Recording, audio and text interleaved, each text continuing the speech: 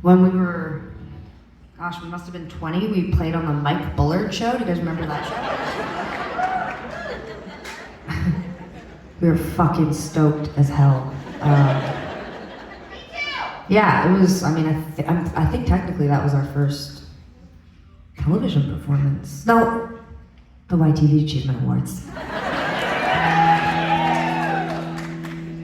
That was mostly just traumatizing, but that's another tour.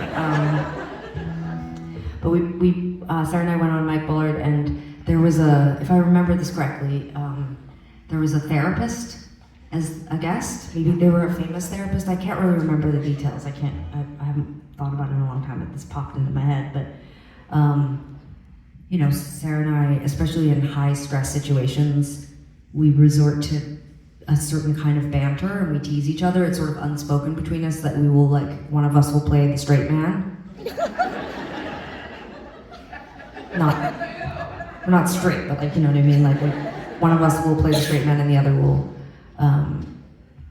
play into that. And so anyway, we did this whole bit on the show, but, you know, there was clearly some tension there, which we also play with. It's part of just how we control you. And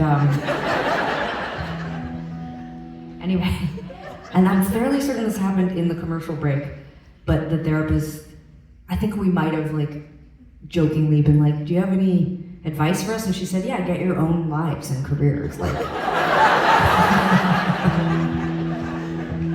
I think about that every once in a while. I mean, Sarah and I go to therapy all the time. Periodically, we'll go back to therapy, you know, learn better communication skills, and, you know, it's good. But I always think about that. I'm like, damn, lady was icy, you know.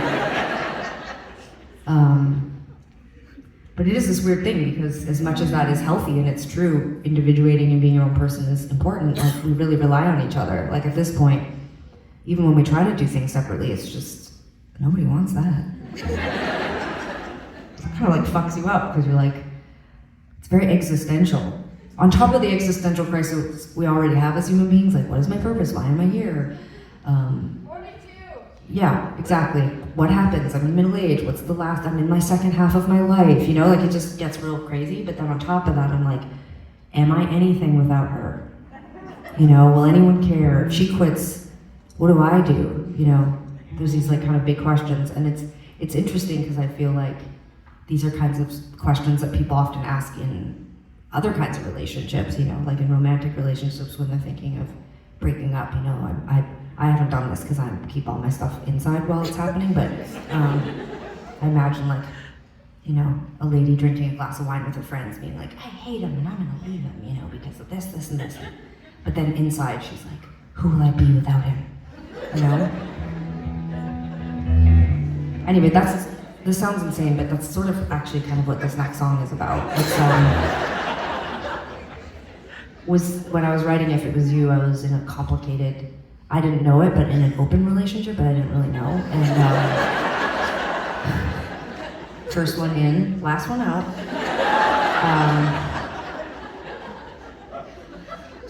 Yeah, I don't think I need to add more. I think that sounds